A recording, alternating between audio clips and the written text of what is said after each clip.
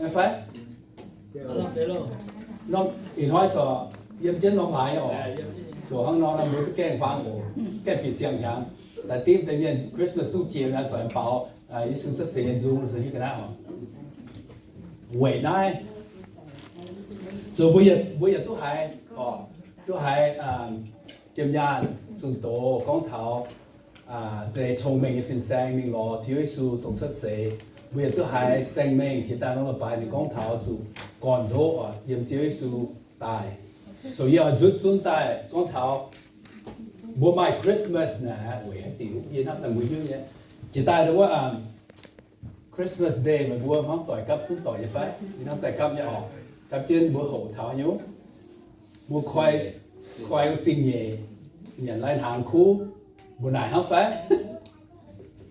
yên hấp tại buổi sinh thì miễn sẽ bữa này cào bữa trận bữa cấp tỏi trên Christmas là bữa sụp bò để chế những buồn phụ chơi khi nó con bài nông thôn sẽ quậy hết tiểu rút xuống tại sẽ con thảo quậy sự thiên hồ như tuân duyên nhân ham như nói học tạo con thằng này the perfect love of God okay như bót để chèn như bót để miên như so và bữa nay sẽ tạo the bị nhau you guys all understand me right a little bit okay good thing I have the English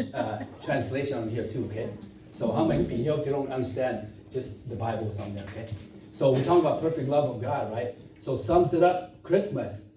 Not just about getting together, open gifts. Hey, what do you have? I have this. Oh, that's what you bought me? That's not good enough. Anyways, but not just about meal, but the main thing is about Christ's love, the perfect love, the amazing love, the wonderful love that we sang about, okay? Bữa trong bao dung có thảo phê phủ yên hâm, sinh dình yên hâm, bữa hong hay yên hâm, sẽ như bữa giảng tìa, chiếu thị hùng. Quay này, okay, tuân duyên nhân hâm này, sinh thái chiếu thiên hồเขาเรียนว่าปาเมียนsinh thái buôn tònนี่เขาดูตอนเย็น okay so ยันไหนก็ไม่บัวทำน้องทำเจ้าว่าเนี่ยมาเยอะเลยยันนั้นตรงเดียนกองทำเนี่ยปาเมียนกองทำนั้นหนังไม่จัดจีนอ่ะนี่มาตัดต่อยสกุลสกุล I love you man นั่นมันก็เรื่องกองเซียนฟันเซียน I love you man นั่นก็ยินทำไม่โอ้น่ะหน่อยทอยกองไหนบนทำแต่nàyนี่กองhắn thìมันsẽ chiến nhân hắn yếm hiếu tài so hắn bữa này miền đó được con thăm chiều quả nào mày sầm tàu thế mấy phiền hắn rồi okay so yêu ai bé màng đàng thiên hùng yên hắn sao bố ba miền yên hắn này hắn nóแต่yết thiên hùng yên hắn nàyเป็นcon source of love God is love thiên hùng sen hắn okay thiên hùng sen hắn sẽเป็นเนี่ยphiền phiềnเนี่ยเล่ยำนินตายokay ตรงนั้นคู่God is love, love is God นั่นฟินทำเสียไฟ God is love เนี่ยที่ทุ่งเนี่ยเป็นทำเส้นที่ทุ่งเนี่ยกันอยู่ที่เตียนเป็นที่เตียนปากเกยหน่อยที่ทุ่งเส้นทำเหมือนสุกี้โซ่ก้อนแต่เย็ดอยู่หันตัวเฟซตัวเป็ดเยี่ยมก้อนเท่าไหร่ที่ทุ่งเส้นทำเป็นเนี่ยฟิลฟีนี่เนี่ยก้อนเสียมกันปานไม่ยังบูปานเย็นทำนี่ปานเย็นทำแต่ปานเย็นทำthe world human love is from the world ยันนั้นปานเกยข้างนอก so ทิ้งหูเนี่ยมีไม่ unconditional love บัวเมียนเนี่ยไม่ conditional ก็เท่าทิ้งหูเนี่ยไม่คุ้นไม่เป็นให้อยู่เมียนอาจารย์บัวเป่าซูไม่คุ้นไม่เป็นให้อยู่เมียนไม่ก้องไม่ถึงไม่ชนไม่ก้องเมียนไม่ไหวเมียนไม่ยืดจะทิ้งหูทำไม่จะโจยุ่งป่ะทิ้งหูทำไม่หิวเนี่ยไฟตัวบัวเยี่ยมสุยเนี่ยปวดเดียนั่นสิโห小種大會會種呀，本地種嘅出世小種大會會，等我本青年冚呢，唔係 condition，咁就講咪條做牛逼嘅神冚咪，我半年人冚呢冚我成一塊，咪做老逼咧，做老不咪咪冚嘢冚咪，冚咪做壞逼啦，嘢時裝啫咪啊，我半年冚呢冚我，條件冚人寫冚我，條件冚人連冚我，我實冇變隨便啲種冚我呀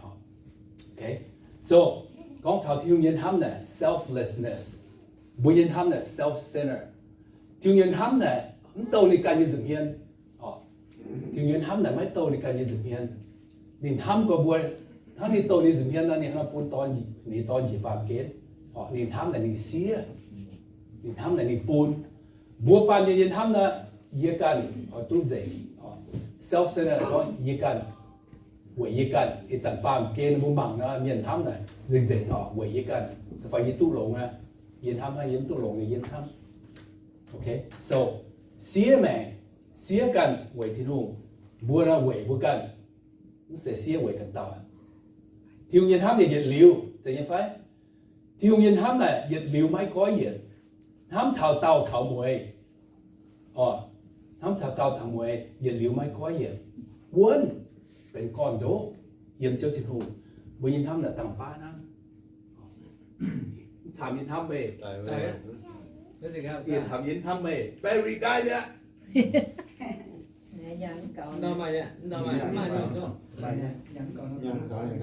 อีกห้อยฝูงข้างนอกเลย mình con hô thì gái chiếm được bên แก้วบุญ mà giờ bây giờ thăm บุญ bên ยิน này ถ้าตะเกาไว้สตาร์นักกีฬาบอกนะ แบตเตอรี่กันเลย รถโฟไว้น้ำไผ่นี่จะสูบน้ำใจอ่ะบุ้มหรือว่าตุยานนี่ No, not very guidance. It was okay. So, you nhiên ham là nhiệt liều, we nhiên ham là tàng pa, temporary, right? We nhiên ham là in hoa year feel well, nhiên ham là nhiên feel well, là nhiên ổn ham là đó. Và thiếu nhiên ham là những gì thằng nó. Mà tìm nhiên là con quá. Dù ba năm nhiệt dấu, hỏi bữa nào mới chỉ chia cho họ, bây giờ chỉ làm trả tiêu chuẩn tài nó bỏ. Nhiên bà dù ba là thằng nó, nhiên ham tài là bốn ba lên cô nhà, bốn hai con là tao này. Ba miền lắm hai những cái chỉ chia. Mà cái chia nhá, bài bố con thảo thiếu nhiên ham là nhiệt liều, bố nhiên ham là tàng pa, okay? So, hắn nó in hoa cái sâu như lồng nhiệt, thì nhất cho hắn từ phê sang sẽ chết nhiệt bể của họ. Thiên hùng ham bùa thảo tàu thảo muối, con thảo perfect love, ham thảo tàu thảo muối, chính tại thảo xiêm suy quân hồi, mai su cầm gì bùa hay bùng làng như yếm thiên hùng như giật hiền. Chỉ có thiên hùng ham thảo tàu thảo muối, that means it's perfect love, right? Bố sản con thiên hùng chỉ có những set muối, bố yêu thiên hùng này nhiệt liều như yếm chúng mai con mai một set muối nhá. But bố hăng nó con là bố bàn miền hai bị hiếu, bố chỉ con thiên hùng chỉ con đi set muối, xin tiền là thiên hùng này chúng mai chỉ con mai set muối nhiệt liều, thế như phải. Hát sản bố biển bố im hoang là tông cha nó bố sao bố đồ giang này, mai con mai tuổi như phải. Mai, người sẽ con thám là nhiệt liều, buồn xin con thiên hùng này nhiệt liều nhân thám nhiệt tuần dương. Ôi nói, nhiệt tàu bùa mạng thảo bùa nhiều, bùa tiểu cháu quỷ hết gì thiên hùng nhiệt sinh dưỡng nhân thám phải tuần dương nhân thám, dìa thảo bàn kên. Thứ nhất, thiên hùng nhiệt tuần dương sinh dưỡng nhân thám. Chúa sẽเป็นสิ่งสิ่งนี้ตอน birth of perfect holy son แต่เนี่ยที่หูยังสิ่งสิ่งนี้ทำจังตุนยืนยังแม่แต่ฟังเจียกันเนี่ยตุนยืนแม่เอ๋บุญลงใจตะเก่าอีบุญทางจีทิ้งตองตีบุญเสียวทิ้งหูอีบุญเชงจางเตียทิ้งหูเชงมันยังเมงโหมันยังบัวพุยตุมานมวยยุ่งyếm nung đĩa chiếu chế thai, họ sẽ xem thai kỹ mà chiếu thu. Mình nhớ tôm thắm, mình nhớ chinh dình nhìn thắm, mình nhớ bùa hòn hay nhìn thắm, mình nhớ thắm thảo tàu thảo mùi, yêu mình yếm chiếu su kỳ tụ, in hoi bùa oi, than tiết tiền thảo nái thố thiên hùng cần cũng sinh linh to yê, thèn yê con yê hòa, bùa lụa buông yê hay bị nhớ ổ, chiếu là mấy cần lộ yê cần sẽ mà mai chồng mình, yếm mai như vậy, yếm haiพ่อmình. Cô chiếu cầnพ่อ mình bùi bùi tu bị nhớ to chia chiếu thật cao tên chiếu sự như bùa amen rồi nói bùa mà không thể bùa nhiều thứ nhất xuất sẽเป็นสิ่งสิ่งnhư tòn xuất sẽเป็นสิ่งสิ่งnhư tòn bằngสิ่งlinh như cha yếm thứ nhất yếm mắt thái thứ nhất sang chỉ biết hiểu bùa làm sao mà họ Giêsu Kitô xuất sẽ như châu lộ sen hàng này Giêsu như mà bùa hiểu Maria, Joseph con xiang nín nhà, nín bùa máy keng choàng tòng bùi chia. Chẳng thế nào, bà Maria mai xin á, sẽ yếm sinh linh như cha tài. Hà nói bền tú, tao xía toàn Maria sinh dành như ọt, máy keng bùi chia tao chân. Nín chú cháu, Joseph 講正行落海嚟，冇講正嚟，冇撞當嘢我。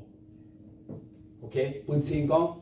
Joseph 講正你呀，你冇買驚撞當背，把你買先yếm hải tái sinh linh sẽ yếm sinh linh như chát tài bùa ba miền hay xuất xế chúng mai y la niên mạnh chẳng mạnh xía sẽ ta hay bùa chọn tông quấy sai mai phải chuối but chiếu sự xuất xế này mai chiếm chủ chẳng toàn nên vẫn mai ba miền như tia sẽ như phải bùa con yêu sẽ to đi rô chế rồi bà xin xin là những gì thì hùng sẽ suy nhật tia tè sẽ suy nhật tia là tao thì hùng sinh linh bùn Maria mai xin sẽ sinh linh như cha hắn nó sẽ suy sẽ sinh dình sẽ như phải hắn yếm ba miền tại nó hay mai sinh dình như phải mai rồi của sự bùn ba miền sẽ biến duy miền của sự suy mai sẽ yếm bùn ba miền xuất sẽ yếm ba miền Maria xuất sẽ mà sẽ yếm chẳng tôi tài sẽ yếm sinh linh tài muốn tung là khu nào so để bố yên lô hoài này để bố yết con xiang nó chẳng xía này để muốn chọn tổng yếm họ bà hăng xía toàn hay tao mi hiền rồi nó để phun nó phun tổng nhá mi hiền nhá rồi để bố nó để trông tài á ok cuối mình chọn tổng bùi mình có chàng con xiang hăng bà để muốn hăng ngọ rồi nói này ok so buồn xin con Chúa Giêsu diệt bàn kê yếm Maria sẽ sinh linh như cha, sinh linh như cha sẽ ta đi hạt bên tu sinh dậy như toàn, sẽ ta hạt phùi tu con, thiên hùng như sinh dậy như tuần dùng như hắn yếm Chúa Giêsu Kitô.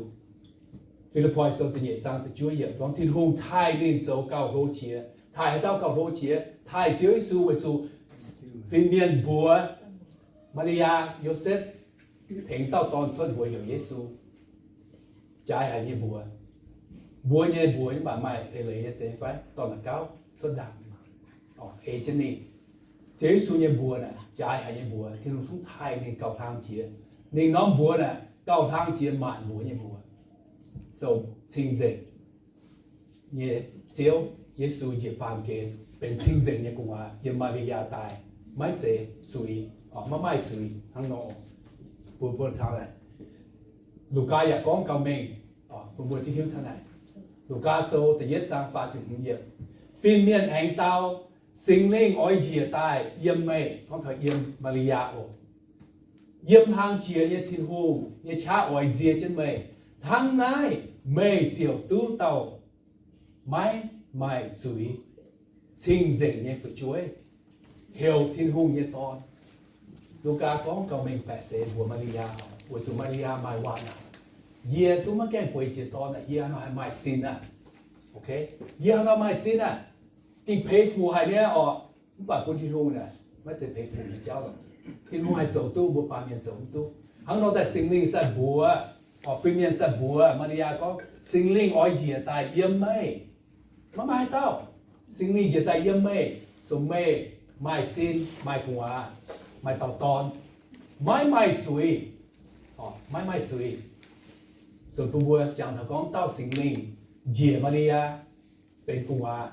tốn tao sinh linh có ai hiện bùa tao như mèn tốn muốn hỏi muốn làm cho họ bùa lẹn con chiếu xuống rồi nhiều chiếu lẹn khảo linh lẹn bằng linh chiếu con đi tại hiện giờ trả tao tốn tao sinh linh như cha có ai hiện bùa sinh dậy yếm chiếu thu dựng hiện là tốn tao sinh linh bùn Maria mai cùng mà mai chủ như cùng sinh dậy như cùng chiếu xuống Kitô so Maria mai hoa này và chiếu xuống mà hoa tao hắn nói tu sẽ sinh linh như cha nó sẽ ba miền như cha so bùa tu nhiều bùa tu sinh dậy với nhau với sinh linh như cha hắn nói sai con sinh linh bây giờ tao sinh dậy như toàn yếm Maria xuất sẽ tại hiểu chiếu xuống Kitô bùa thì nó thiên hùng giống như này nhung này phải走tu như mẹ bùa bùng hiếu đi bùa nam ta Maria nó cầm gì phải cầm gì đó bà này bùng hiếu thiếu thiên hùng rồi bùa bùng hiếu với chiếu thiên hùng tổng chiếu thiên hùng bùa mẹ như nhung như mẹ bùa bùng hiếu với chiếu thiên hùng nó sinh dậy như toàn dễ bàn kên sẽ thay phùi tu chiếu với thiên hùng như sinh dậy như ham ใช่ไหมแต่เนี่ย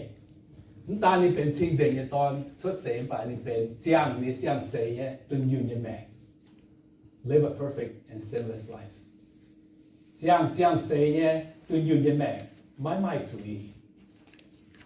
เจ้าสูหังหนอยไม่จุยเน้นเป็นอย่าง8%อ๋อที่รู้อย่าง8%เมียนหาน้องไม่จุยเน้นไว้ในหวังที่รู้ยังว่าเอเจนที่รู้ยังว่าเจ้าไว้ในจันอ๋อไม่ที่รู้ยังว่ายังนี่แม่เขาที่รู้ยังว่ายังนี่แม่ยังนี่จันเขาเจียวจิวทงจันเขาเจียวจิวทงเน้นสุดเป็นเจ้าเต่าที่รู้อ๋อไม่หลิงไม่ช้าเน้นสุดเฉียมสุดเจียวที่รู้ทั้งนอสมัยสิ่งนี้ยังนี่แม่จังติว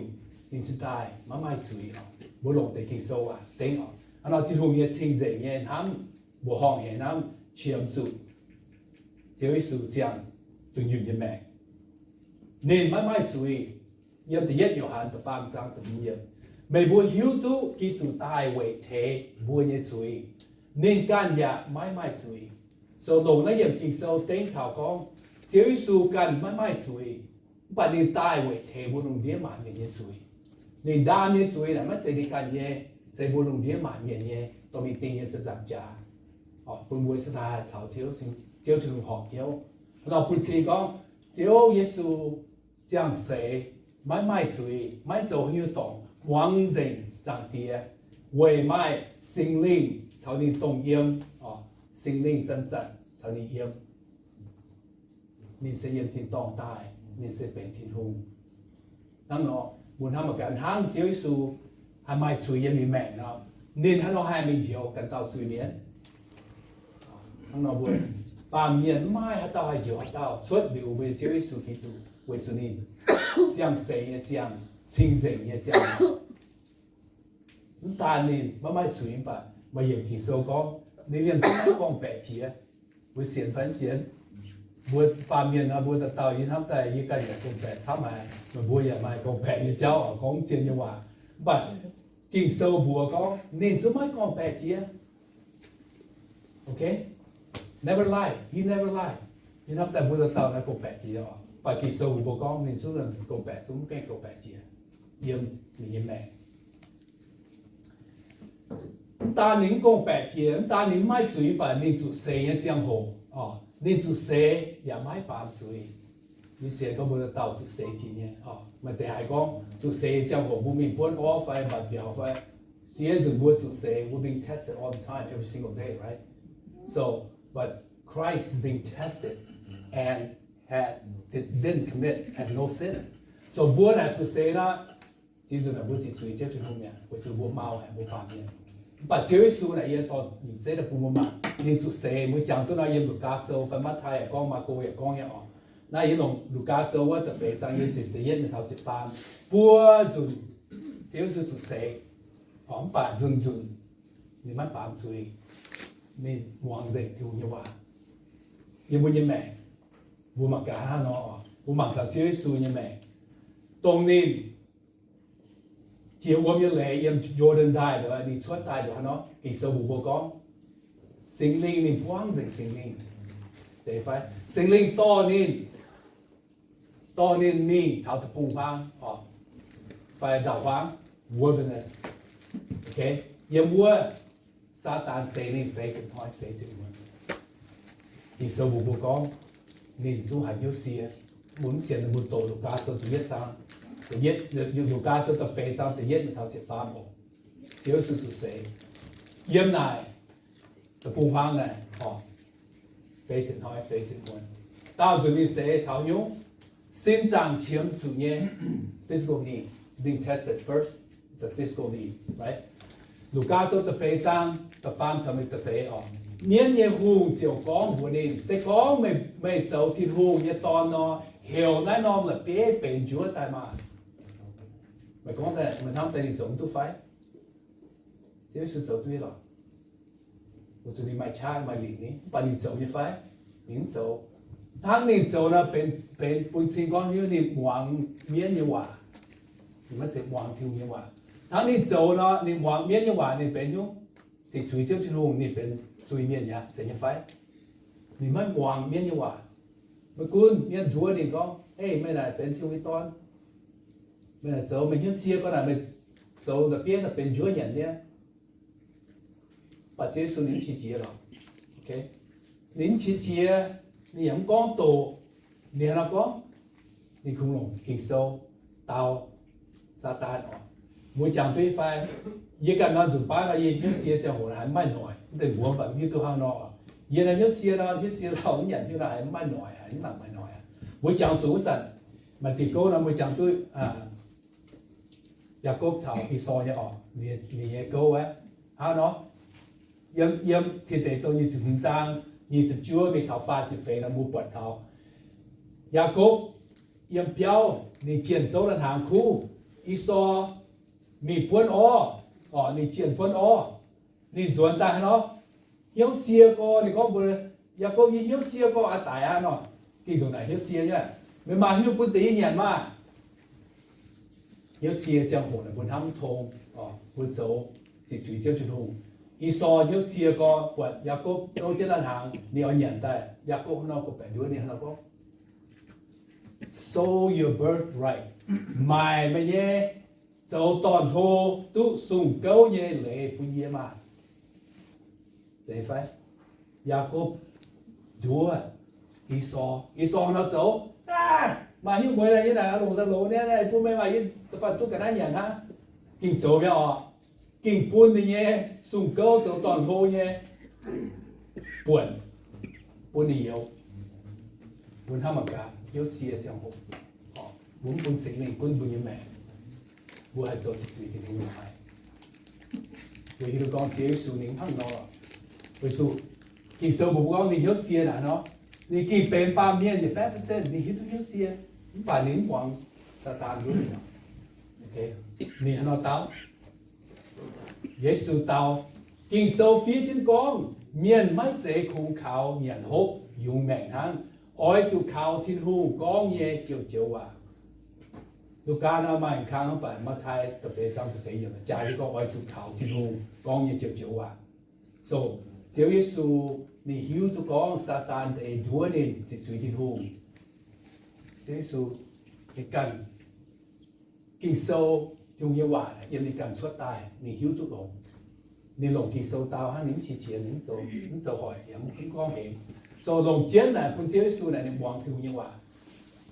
cao lòng chiến chiến này nhận hốt họ quên đi cần hay con là ni à hiếu tụ con thì dùng như vậy cao hên chỉ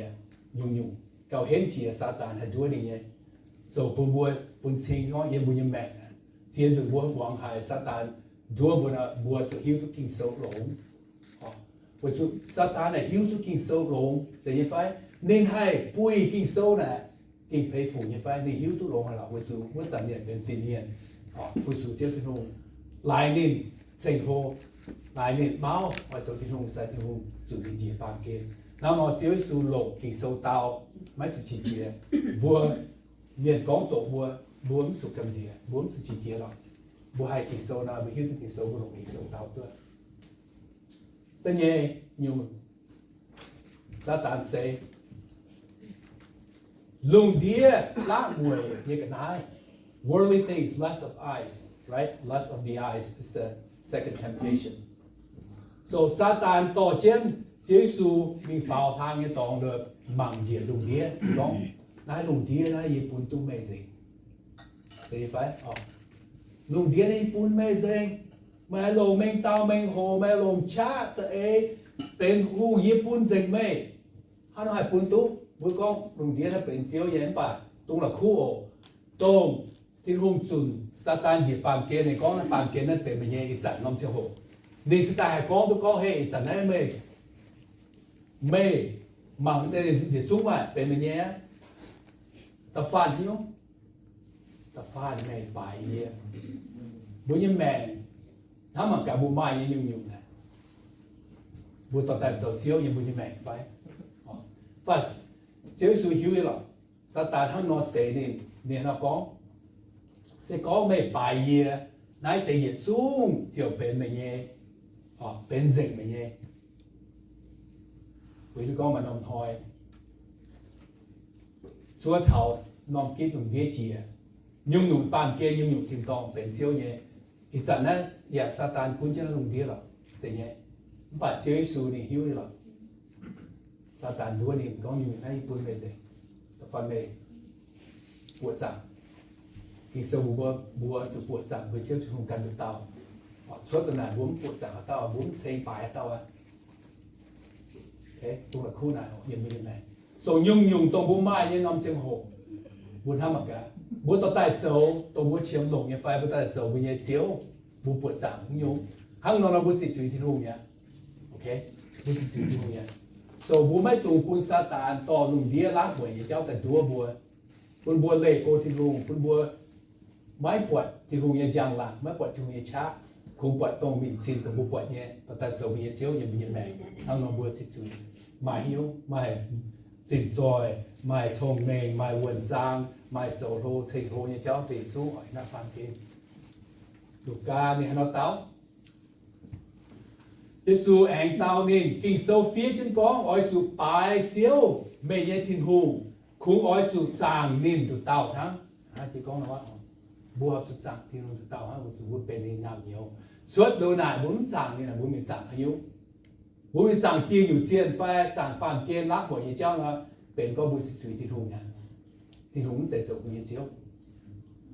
ok không nó Giêsu nên mai muang mai đối diện bài chẳng họ Satan mấy con Satan hắn nó có những bài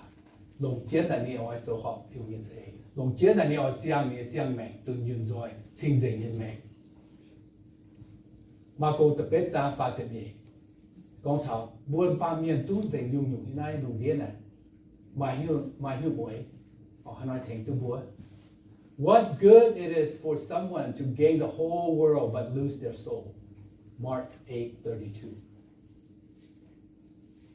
okay so tôi chỉ có mà đúng là yếm là yang sâu chỉ biết sang chỉ yếm có ít sản phẩm kia như của bên chiếu chào kỳ tụ như của so thảo mà nông thôi nè bàn kênh yếm thiên tòng bên chiếu như của gì so chiếu Giêsu hiếu tu này ni sự bị Satan đua này ni mai hoàng họ the farm you to do phải to say main tao main hồ pride and fame is the third test right pride and fame yếm Luca the phê sang the chip to biết vậy sự kinh sâu phía trên con thiên hùng ỏi phái nên nghe phim miền bèo chân mày và con nên bùa chiều lồng bùa bầu chân mày máy bùn mày nghe giáo sông chủ là thế Satan hiếu tu kinh sâu bùi kinh sâu bùn Giêsu Giêsu hiếu tu dạy nhiều là Giêsu bên thiên hùng này hiếu dạy nhiều họ con Satan hăng nó đùa này có hey bùi làm kinh sâu này thì ý rằng là Satan bùi làm kinh sâu là mua mạng hay yếm qua sinh dung chúa chỉ yết mình thảo chuyện gì mình cho cái tiền tài họ ăn na ha muốn hiếu tu kinh sâu là bùi kinh xiên nha so bùi sự bùng trên nhé với sự bùi tổ kinh sâu này muốn sẽ không có ý hiểm tài bùi hiếu ha hăng tao Satan nó để cho tài đua Giêsu hiếu với nó không phải bữa sụt tổ là bữa sụt tổ gì hăng nó Satan hiếu tu kinh sâu rồi bùa ya tu hồ kinh sâu rồi sẽ đại hay tao tu sụt muốn mạng nó này ai tao bữa tổ như con thảo cháu á Satan ni bùi chẹp biết chẹp nhẹ bữa tổ dồn gang là sinh dung sâu ní chúa chẹp biếtแต่chúa sẽ tự chẹp là hăng nó con bản Satan con thế là kinh sâu có một bùa về chủ mê bún chiếu dầu mê đào khảo của tao sẽ yếm hoang chia của tao bên mê yếm như tòng mãi mãi hãy nhung chiếu như xì đó chủ mê mãi mãi hãy nhung xiêm như chế nàn tại nít phát mê như béo đáng để ý yếm kinh sâu con thằng này hắn nói sẽ anh biệt thảo con gì hết thì là sẽ bùa khảo chiếu Giêsu bùa khảo chiếu này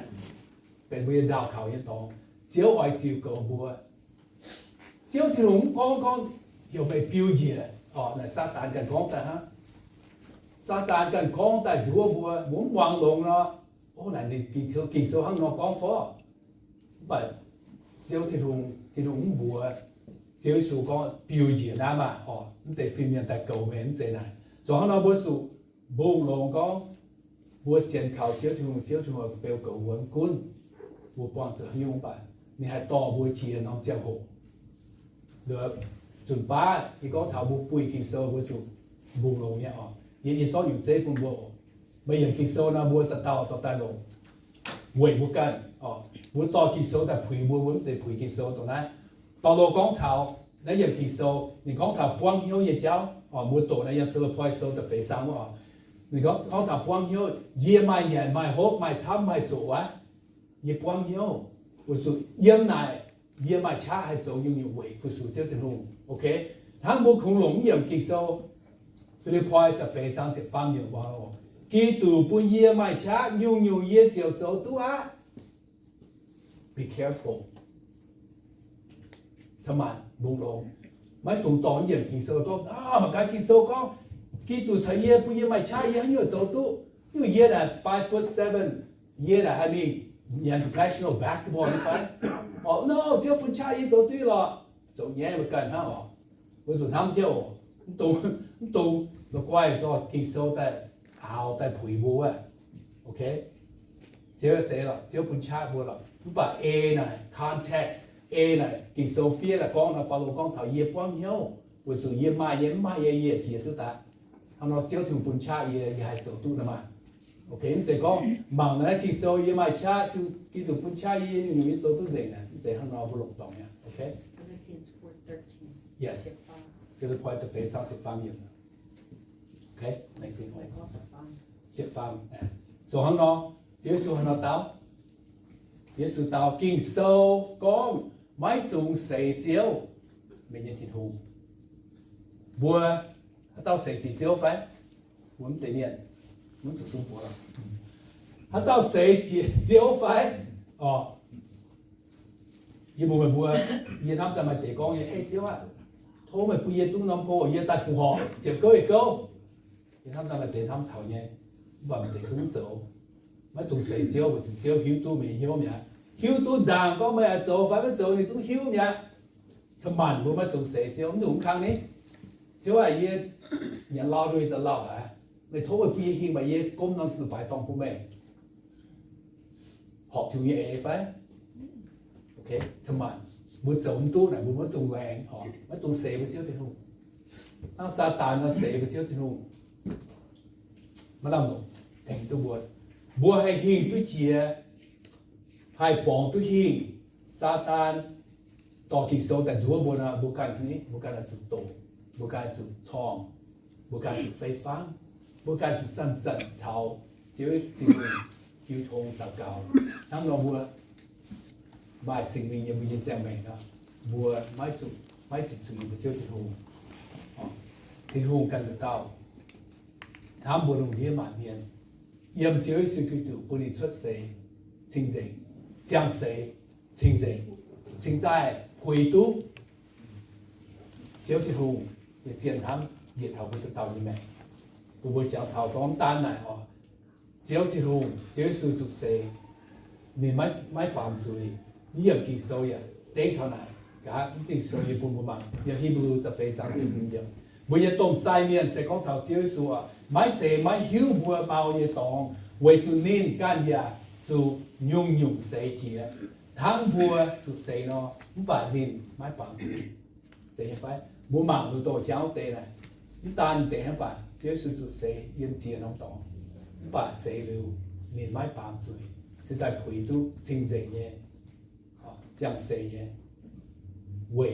เจ้าที่หงเนี่ยไปฝูให้เนี่ยทั้งปุ่นเจ็ดถาวบัวลุงเดียมาเนี่ยแต่ฟาร์มล่ำเสียงไม่หมดตัวแต่ฟาร์มอยู่แต่เย็นบัวกองเทา只要是出世เป็น清淨嘢當，但係บัวกองเทาบัว嘢盲頭講，只要是將世เป็น斷遠嘢啊，將斷遠嘢命，但翻接間嘢斷遠命，接間嘢斷遠命 ，perfect sacrifice，perfect sacrifice，任只要是幾個。bây giờ con lột hỏi bộ bàn miền bà búa chuyện cái này bùn bùn nhẹ chiếu thiên hùng họ lô hoi ở dầu nhé bà lô ra ế thì hùng mái ỏi thì hùng mái quăng hiếu the old way of sacrifice okay yếm hi biểu số tự diệt trang tự bế yếm tao tăng kỳ tụ có miền lồng sang khu chia ya phong họ cái này phải tỏ sang khu chiang tao búa chia phải lồng sang khu chia về phi chuối mê mái ỏi yếm mái anh hê nãy tề sẽ chịu lên lại phong họ chia nhé tao tăng lô hoi nhé chia miền lồng sang khu chiang tao tại chia bùn xếp trên hùng phi bùn nhé chuối sẽ sai miền của nó châu à nói hỏi được với chủ nó châu nói hỏi được với chủ nó châu bên lệ trên lệ là dun dun ta hao nó châu dun dun tỏ sang khu tại gì bà nó chiếu có